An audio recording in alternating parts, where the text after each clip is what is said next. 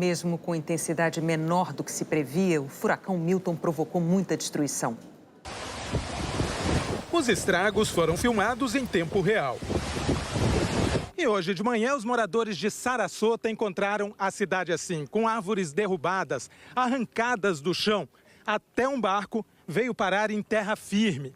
Foi por esta região que o furacão Milton entrou na Flórida, em direção ao leste do estado. Esse morador de Tampa, que nasceu na cidade, disse que em toda a vida nunca viu nada parecido. As ruas amanheceram alagadas.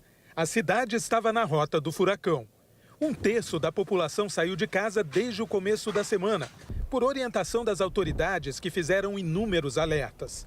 O maior problema na costa oeste do estado, próximo ao Golfo do México, foram as inundações. Mais de 1 milhão de moradores buscaram abrigo em lugares seguros, do governo ou com parentes e amigos. Isso foi fundamental para reduzir os danos com a passagem do Milton. A costa leste da Flórida foi a mais afetada. Tornados se formaram na região antes mesmo de o Milton tocar o solo. Em St. Lucie, casas foram destruídas em pelo menos 6 bairros e 5 pessoas morreram. Em Fort Pierce, carros de polícia foram destruídos. Os tornados foram varrendo tudo que estava no caminho e jogando imensas estruturas como esta a dezenas de metros de onde elas estavam. Essa, por exemplo, veio lá daquela construção, um imenso galpão que foi destruído durante a passagem do tornado. E olha só, aquela primeira parte não existe mais. A estrutura de ferro muito pesada veio para cá. E aqui a gente vê cabos de alta tensão que agora estão desligados porque os postes foram derrubados, não somente aqui, mas em toda esta região. No estado da Flórida, cerca de 3 milhões de pessoas amanheceram sem energia elétrica. Ontem à noite, essa família precisou ser resgatada pela polícia, depois de ter a casa atingida por uma árvore.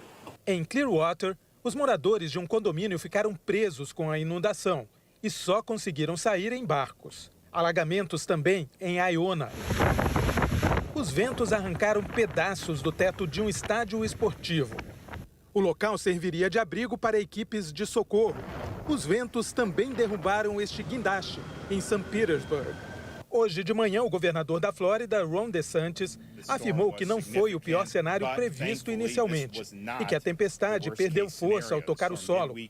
Por isso, não houve tantos prejuízos quanto os registrados 2 semanas atrás, com a passagem do Helene, que matou mais de 200 pessoas. O Milton foi rebaixado para a categoria 2 pouco depois de chegar ao território americano. E agora é considerado uma tempestade tropical. Mas algumas regiões foram atingidas por ventos de mais de 200 km por hora.